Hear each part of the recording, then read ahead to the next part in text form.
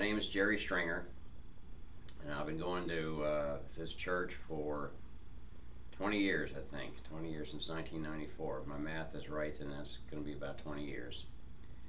And I've been asked to talk about the church's role with Habitat for Humanity and other things that I've been involved with, such as the rebounds, New Braunfels from the flood of '98. And I'm not sure, I don't remember how I got involved with Habitat. I did a little bit with Habitat when I lived in Tucson, which is where Jan and I lived before we came down here. And I might have read about it in the paper. It doesn't make any difference. I got involved with it. And we built, the first house we built was, I think, on Hackberry and Mill Street. And I don't remember the family's name, but I remember a couple things. One, just the experience of digging a ditch with a homeowner that's going to have a house that he's never had before. And I thought, this is really cool that that you can do this. And I've always told people that Habitat for Humanity, volunteering for them, those are paychecks you can't cash. But I remember doing that, and it gets under your skin, and I thought, well, I'm gonna be a Habitat junkie. And so we built that house. And the neatest, there's many neat things about Habitat, but one of the things that sticks with me is the day that you hand over the keys to the homeowner. That's an emotional deal, and it's emotional for the volunteers, it's emotional for the new homeowner. And we built, we've built in the last 70 odd years, since '94 anyway, Habitat's built 30 houses. We're, I think, now in the process of completing 31.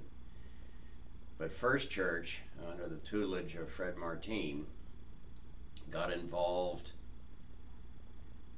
I want to say, in the early 2000s. We had a miniature subdivision on, I think the street's name is Rosedale, and it was kind of a circular street, and I'm not sure how many houses we put on that street. I think we put, I think probably 14 houses on that particular street, and we sponsored one. And sponsoring a Habitat house, you're talking, from dirt to roof, you're talking about $60,000. So that's not chump change. I mean, that's a fair chunk of money for a volunteer organization. And through the efforts of First Church, we were able to raise the money to build this house, pretty much, like I said, from dirt to roof.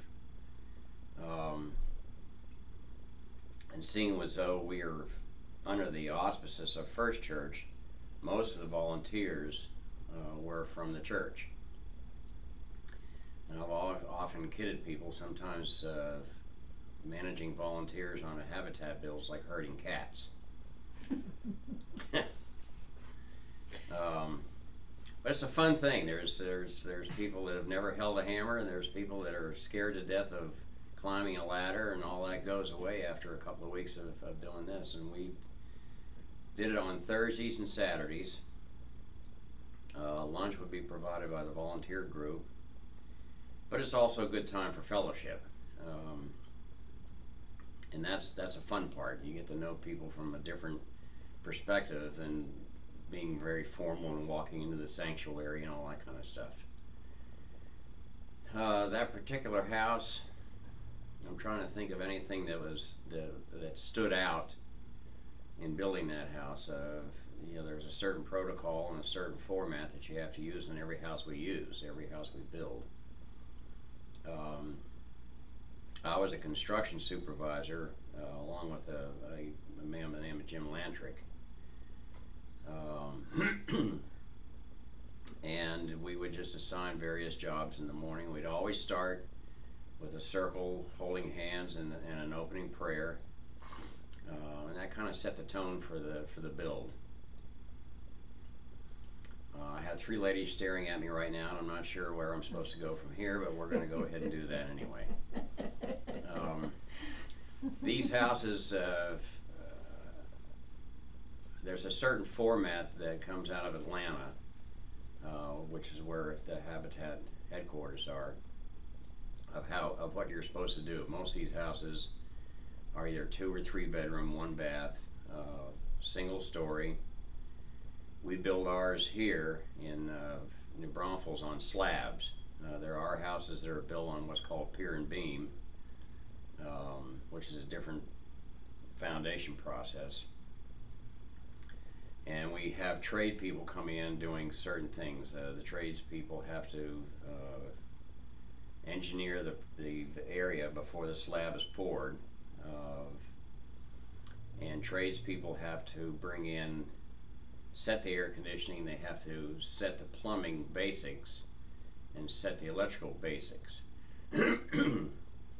Volunteers can pull wires and so forth, and you know, once that is set up in a house, we drill all the holes and all that kind of stuff and pull the wires. But the tradespeople have to do what's called stubbing the wires, which is just bringing it down to the main box. So we're not supposed to do that. Highlights of building a Habitat house. One of the things that come to mind, we had a house on the Mill Street, right down, a couple houses down from our original house on Mill Street in Hackberry. And every once in a while you have volunteers that show up and they want to do something, and you know, you don't want to turn anybody away. But we had this young man that we were just in the process of, we'd had the roof trusses, which are the top, the triangular part of the house, and those we had pre-built. We used to build them ourselves, but it was too labor intense, and sometimes you get the angles weren't correct, so we had them built out of San Antonio and brought up to the site. But this one particular day, this one particular guy decided he wanted to get up on the roof, and but he had been partying a little bit. I guess he had, that particular day, probably had a bad case of the brown bottle flu. And we decided, you know, that this was not an appropriate time for him to go up in the house, but he decided that he was going to do it anyway. And alongside of the house, excuse me, alongside the house is sitting just about like this, and we had a chain link fence that we were going to put in, and we hadn't had the chain link part put up yet, we just had the posts, so you have to bear that in mind for a second. So we're doing our thing, and all of a sudden we look up, and here's this man on top of the roof trusses, not very steady, and he fell. And he missed this. He could have been a skewered helper, and that got everybody's attention. So we kind of admonished him not to do this anymore and come back sometime when he was feeling better. And that's about as gentle as I can get, because I'm the one that had to tell him to leave. And we're on camera, so I'm not going to tell you what I said.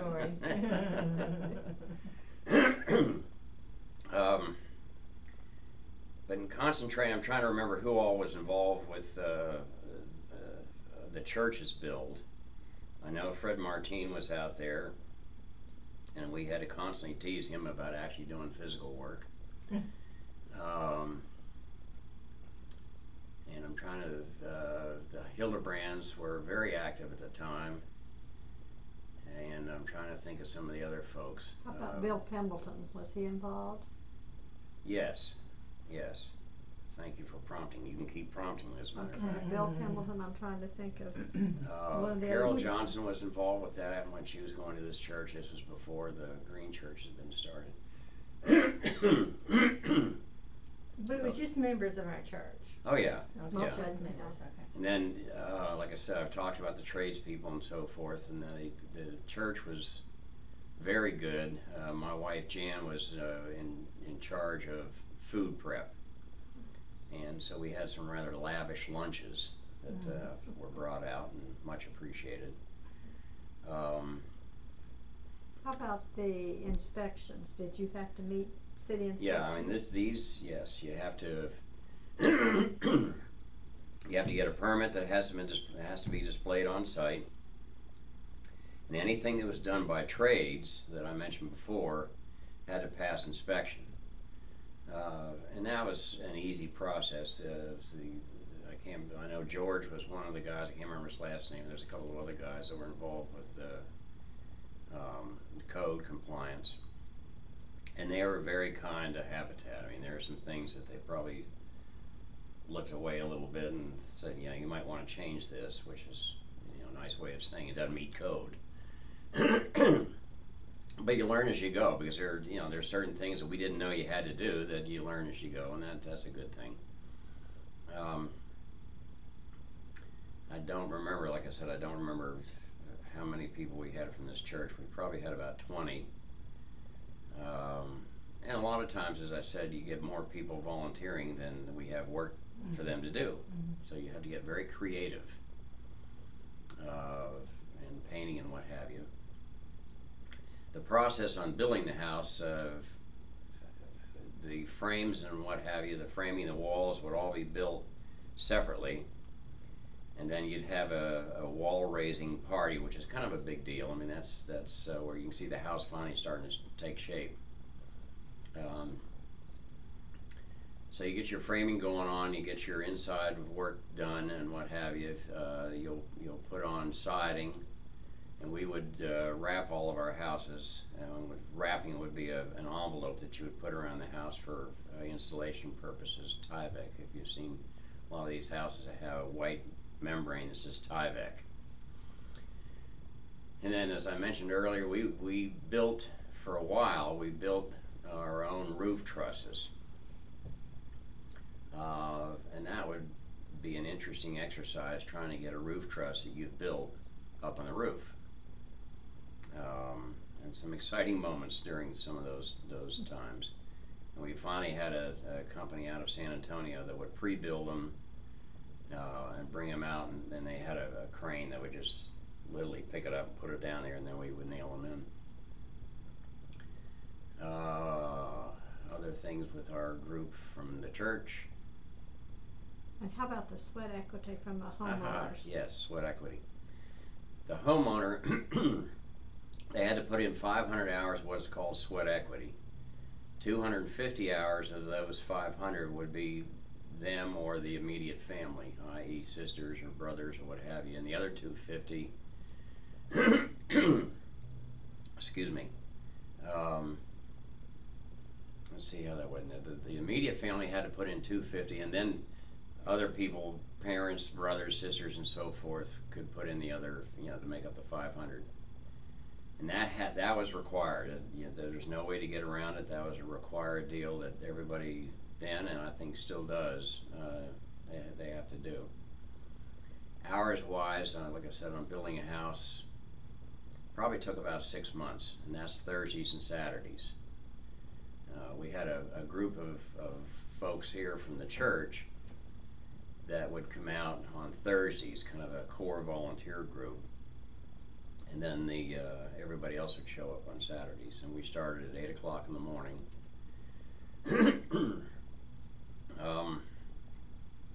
Trying to think of other things, anything you come up with or questions and so forth. No, but New Braunfels rebounds also. Well, I'm gonna. Well, I have a question about Habitat. Like, how did our church get selected? How many churches did we do? Was it other churches that put the others together that we didn't do? And how's it going now? There are other churches that were active, and we still had our volunteer group was kind of the core group that led everything.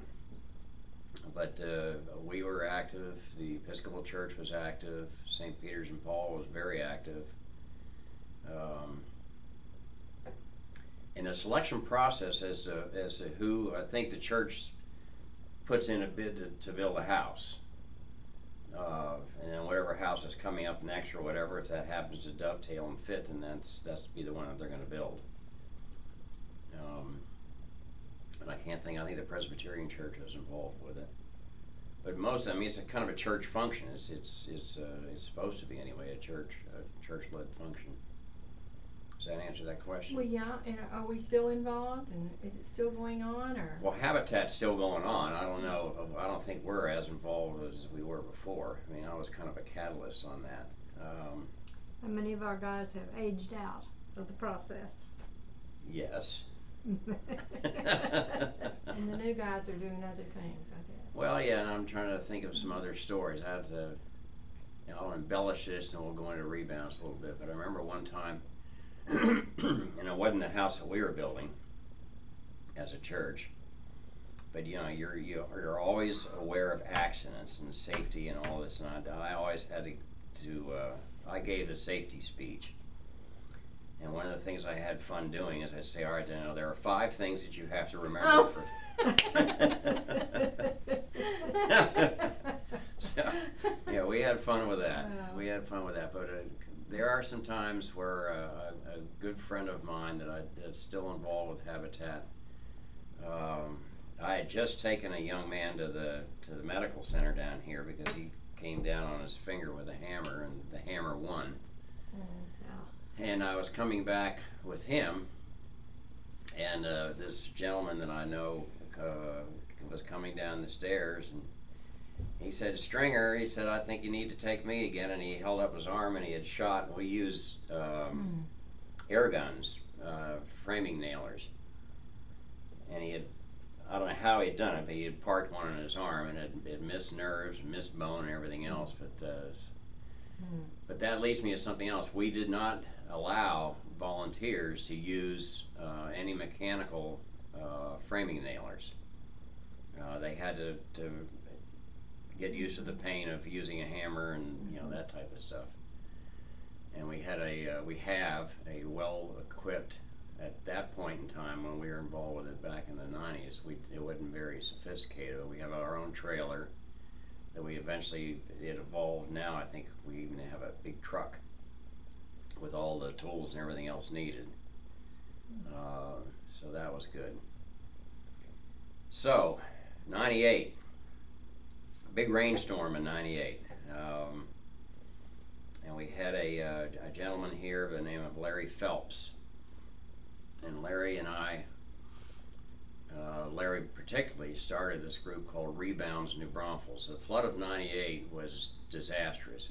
We're in a 100-year floodplain, and this flood probably took advantage of that 100-year flood plain because everything around here was flooded out. And when the waters receded, Rebounds New Braunfels rebuilt 88 houses in 2 years. Some of these houses were leveled. Some of them I remember, one in particular, the whole house is probably at about a 10 or 15 degree list. And Larry and I and a couple of other guys got the idea that we might be able to straighten this house out. So we had I had a 4-wheel drive truck at the time.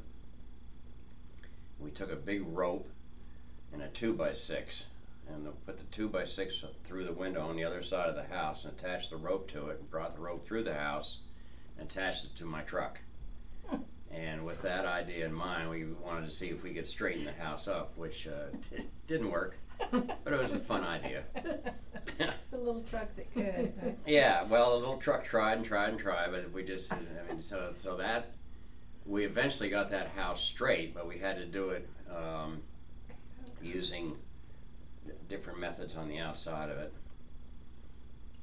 The Rebounds project, one of the things I can remember is Bobby Allen's house, as a matter of fact. I remember her house in particular. There's a smell from after a flood that you don't forget. And there are little critters that you have to watch out for, like snakes and so forth. But in Bobby Allen's case, only because she's a member of the church and a dear person, we descended on her house, and there was probably about a half a foot of mud throughout the whole house. I mean, literally throughout the whole house. And the water on these, and any flood waters and so forth, through capillary action would go up on the drywall, and you had to have clean drywall 18 inches above the water line, which meant in most houses you had to tear out just about everything in it. And in Bobby's case, we did just about that. Tore out the carpet happening. We had to, rebuild any. And this included studs. If your drywall was damaged and so forth, if there's any kind of residual water on any of the studs, those things had to be taken out and redone. And the inspection process there was they were serious, very serious. And I remember in Bobby's house, as a matter of fact, we were in there doing whatever we were doing. I mean, you're in there slopping around the mud with, boots on and trying to keep the mosquitoes away and one thing or another. And this nurse comes in from the Red Cross with a big bag over her shoulder, and she says, "Okay, it's sticky time." And we all had to get tetanus boosters, which is a good idea. But that was an interesting process. I mean, some of these houses, you wondered how people could go back into them. I mean, they were just, some of them are absolutely leveled, and that's a volunteer deal. I mean, you had houses. This is the only place these people ever lived. It was their castle, and now it got leveled by water that you don't stop water. So that was an interesting process, trying to use as much salvage parts as you can, and it was all volunteer. And God bless Larry. I don't know where he got half the stuff he got, but somehow or another, we got it. And a lot of people showed up for that. That rebounds. A lot of people from church. Again, Jan, my wife, was involved with the lunch detail, so we were well fed. But some of these houses, we had to. I'm qualified to drive bulldozers and backhoes and all that kind of stuff. And on some of these houses, we had to just hook on with a backhoe and tear it down, and then rebuild it.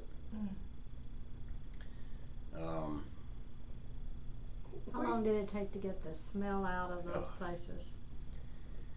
But you can still smell it yourself. I don't know. I can't answer that question. It was always there. It was always there. And I don't even know in Bobby's house. I mean, I haven't been in Bobby's house since we rebuilt it, but I mean, I don't know. I mean, the smell wasn't overpowering. It was just, you knew it was there. And you knew, it's just, I mean, everything from that river that was in the river was now in the house. What did they do with all of those homes with the materials that had been ruined? There are some of those down, I know it's when you drive in Common Street, when you get down that bridge past where Bobby Allen's house is, you'll see there's a couple of them there that the only thing that's left now is a slab. One in particular, if I remember right, that house was swept off its foundation, and it was in the river. One that went floating down the river, made national TV. Yep. Yeah, I remember that. And that gets your attention. I mean, I get chills just starting to talk about it. It's very emotional. It's very emotional. It's all these people had, and then to see your house floating down the river. That's a strong deal. And that house, I don't know whatever happened to that. It has never been rebuilt. And I think what happened with that is the city said, no, we're not going to do this again. Yeah. Because of where it was. I mean, it was literally, if you remember, you had the bank of the river coming up, and there was a house. I think there were two houses down there. Well, one of them was up on stilts a good bit for a while, and then I think it went away again, and that was the Well, the 2002 flood, when that one came in, that one did that one. That one did that house in. But you're right, and that was in behind the one I'm talking about. It was up a little bit, but it was up on stilts, Okay. and it went down. But that flood was, it came up high enough to be in that cemetery across from the Canal Fairgrounds. And I remember down at, where Bubba's big deck is in green. I remember school buses just rolled. I mean, like a kid would take a toy and just roll it. And school buses are big. Yes, they are. And there was, I think he had Rockin' R down there, had probably a dozen school buses. And he had that big, well, I don't know if it was there at the time. He had that big building down there, and that was all full of mud. I think when he rebuilt it, he rebuilt it further up and stronger and higher. That was even a later flood. That one. That was 2002. Yeah, that was 2002 at least, Yeah. I think. Yeah. And I don't think I think 2002 was the last big one. There was one when Edith was an infant, so or a baby, 2009, 2010, something like that. Oh, you're right. You're right. Yeah, that's Yeah. the But one not- where the lake, when we made that, The canyon gorge. out at the lake, the Oh, gorge. that was Canyon Gorge, 2002. yeah. Yeah, it got Yeah. washed out. Yeah. So it's been a while. It's been a while. And in West End, there were houses that the river didn't get to, but just so much floodwater came into, wasn't there? And I think you spent time redoing those also. We did, because if I remember right, that flood, the major part of that water came at night. And it was, as you said, it was with Canyon just couldn't handle it. And I don't think a dam broke completely, but I know that the levee up there was compromised. Went over the spillway. Yeah, in that yep, one, yep, yep. one where it did. Yeah. And most of that water came rushing down, like I said, overnight. So, you're not prepared to deal with it, number one. And I don't know how many people were, forced out of their house when the water starts coming in. I don't remember anything about that. Did anybody else remember anything about that? It was more on Canyon Lake. I think more on the Guadalupe, up closer to Canyon Lake, where was that 2009? I think where that one occurred more than it did here in town. In '98, that flood went through. Well, I know my kids got up in the morning and started to school, and they came back and said, "Mama, everything's washed away." Yeah. There was water all over, and so we just were not aware of that. 2009 wiped out a lot on River Road, and the buses rolled again. And the thing about those buses, they're used for transporting tubers back and forth. Mm-hmm. Well, the insurance on those is so formidable, and I know that the Green River Company had just bought 28 new buses, and that weren't insured. And if you didn't pull them out of the river yourself, then the government would do it, and they would charge you for it. Yeah. And it was just I didn't realize that. such a loss, such a monetary loss. And that one was like a one-day event, Right. and it knocked out all the RVs down here on the river. Right. Mm-hmm. Oh, that was a mess. Mm-hmm. Or across from that, whatever that apartment complex, for the bridge going on, that, I remember that. And then, again, the water was just, it was like they were just a bunch of toys. Mm-hmm. Yeah. They just washed them all away. Washed them away. And some of those people live down there. I mean, they live year-round in their RVs down there, and it just...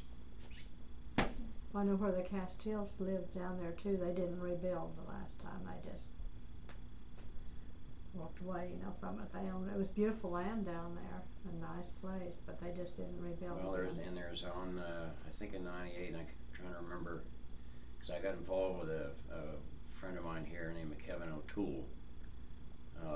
Does not go to this church, but he was one of the volunteers, and I remember, I can't remember where it is. It's where the bridge was washed out, that same area that I was talking about before the house went down. Mm-hmm. On the other side of the road, there was a bunch of houses. There's a road going down there. Thayer Lane. Thank you. Mm-hmm. They were all shot. All those houses were full of mud and washed around and one thing or another. A lot of them did not rebuild. I think they just said no. Well, I think New Braunfels came down pretty hard. Said, I don't know what the parameters are as far as how far away from the river you're going to be, or how high up you have to be. But I think they came down with some fairly strict laws. Right. Yeah. Yeah. As well they should. Yeah, it makes sense. There's no point in us going back through this again. Yeah. Well, how am I doing so far? Oh, great. You're Have fine. you personally always been in construction, or has it been a sidekick? No. It's just been a sidekick? It's been I was in the estate and financial planning business for 45 years. Really? Yeah, and I got tired of it. I got tired of all the taxes and all the other stuff involved when you're trying to do that. It's life insurance is something that everybody needs and nobody wants, and they hate paying for it, but they love what it does. Oh. Yeah. So, but I got involved in Tucson, building some houses there, and it just I thought, man, this is fun. You enjoyed it. So. Yeah, Tim the Tool Man. So yeah, I got very involved with it there, and it just carried us. I looked for something to do down here when Jan and I came down here. Mm-hmm. And to be honest with you, I don't know how I found out about Habitat. I don't know if I read about it in the paper, volunteers needed or something like that, or I don't know. And so, how did New Braunfels find you? I had a very large insurance agency in Tucson, and I specialized in what's called impaired risk life underwriting. And that simply means that if you're going to get a standard issue policy, if you have cancer or a heart problem, or if you're outside the dimensions that you should be, you would get rated. And there's 16 table ratings, and so according to how bad a shape you were in. And one of my partners, I had a friend of mine who owned a real estate company, and his son wanted to get involved in this insurance thing and what have you, and he was from New Braunfels. So, we did some work there, and he had a general agency down here, and he had a network of agencies across the country that we would call on one thing or another.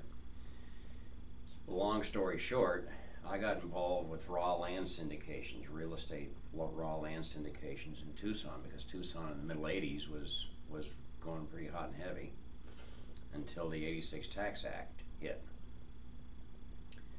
And I had built up, a pretty sizable estate, and I had a 5,000 square foot house on 3 levels and was a multimillionaire in the middle 80s. And then the tax thing hit, and the real estate thing hit, and everything hit at once. And in 1990, Jan and I declared bankruptcy, and I lost everything I had. Everything.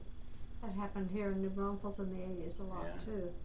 So I called my buddy up, and I said, "Do you need a somewhat battered and bruised insurance guy?" And he said, "Yeah." He said, "You have to move to New Braunfels." And I was like, "Where in the hell is New Braunfels?" And so I drove down here, and we put the deal together, and we moved down. Jan took one U-Haul truck, and I took the other, and 3 cats and 2 kids. So yeah, an adventure. So that's how I made it down in New Braunfels. Yeah. Well, we're glad you came. Well, I am too. We love it. We miss Tucson and so forth, but we love it down here. It's a special place. It's a friendly spot. Yeah. Well, FUMC's glad you came, Jared. Well, I've been involved with FUMC and various, PPR and all that different committees. You have to, I think, your rite of passage, you have to get involved with different committees and one thing or another. I was a trustee for I don't know how many years. So you get to be a church junkie. Appreciate it. Okay, do you have anything else you want to add? I think while we've got him here, why don't you just do a kind of a rundown on that? I mean, I know we're going to have you back for MIS, and you've been very active in the music community here and everything, but why don't you just give us a rundown of what you have done in the church as you just started? Yeah, and especially the music in the middle service. Weren't you involved with that a good bit? I helped start that. Carol Johnson and myself and a young lady by the name of Christy. I don't remember her last name. She's a redheaded kid. I think she's going over to the Green Church now. And I'm not sure how we get to this. There is some movement to get that thing going, and I'm not sure where that happened, but we were kind of the catalyst. And we put that together. KP Polk was involved with it. And I remember at one point I went up to Austin with, what the heck's his name? Doug Bynum. And the drum set that you have out there, I purchased that for the church, that electric drum, whatever that thing is. And it just got going, and we pretty much used the tune book, a green tune book as I call it, and just started. Format wise, it was fairly loose, and we still still had a sermon or one thing or another, and I'm trying to think of who who was active here as a pastor then. I think Fred was. Because my Sunday school class used to go over there and meet, and he said, I hate to tell you this, Margaret, but you know, we're going to be having a middle church service then, so I'm sure that was Fred starting it. Well, and it met with a fair amount of resistance. There was some angst with this, and now I'm in this group, the Silver Hairs, which we are, about having all these kids with these electronic things out there making all this noise.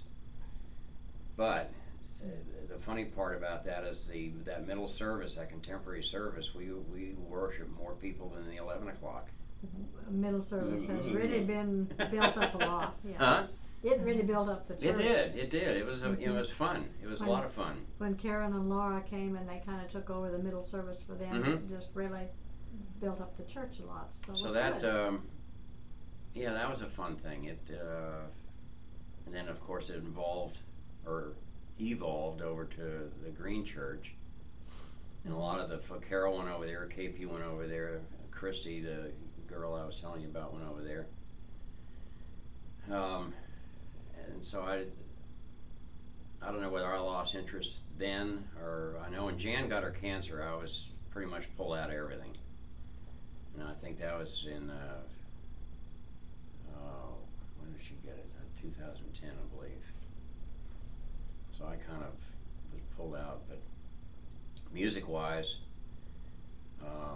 Emmaus, I was involved with Emmaus, very active in Emmaus. And I was a music director down here for quite a while. What else did you want to know about that? You're asking some questions. Oh, well, you were talking about you also served on the board of trustees. I mean, you just Well, been yeah, such a big force in the church, and I have a tendency, I guess, just from military background or whatever, to get in leadership roles, which I enjoy. But I was on PPR with Lenny Robertson, I think he was on it. I can't remember who else was on it. And then asked to be on one of the board of trustees, and I think I was the president of it for a year or two.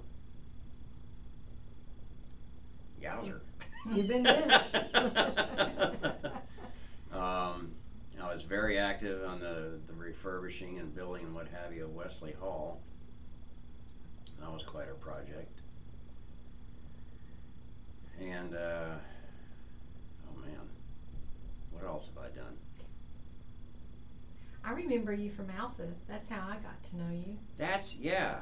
Yeah. Whatever happened with that? Is that still active or not? I think they had it. Was it last year? Last year. It was kind of a different format, but they did have it last year, and I hope they'll have it again. I can't even remember. I know I was very involved with it, but I don't even remember how it started. Well, I think that somebody brought it in here, I think. The and the Sullivans, and there was another couple that had some friends that had done it somewhere else. Yeah, right, kind of introduced it to the church here, and it was good for 3 or 4 years, and then it kind of dropped away, and then it was reinstated, I guess, last year with a little bit of a different format. Rather than the videos, I think. That's right, I remember those. Mm-hmm. Yeah. That was a neat deal. Mm-hmm.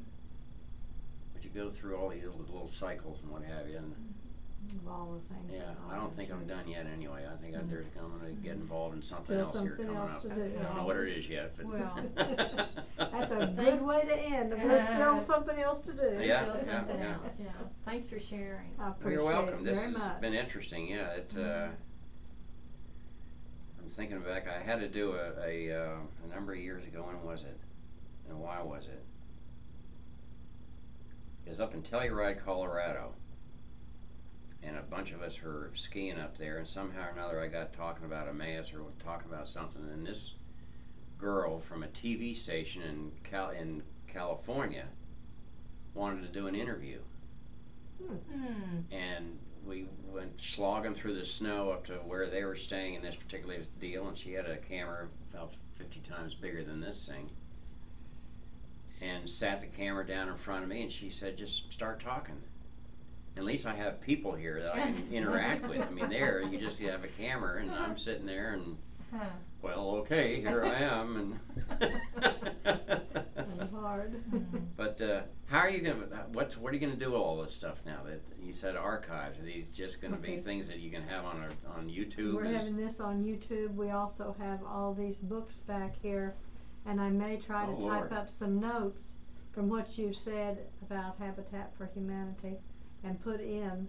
This is just history that people can come up and I'll be get. darned. We're trying to preserve the history of our church. We have Well, records yeah. from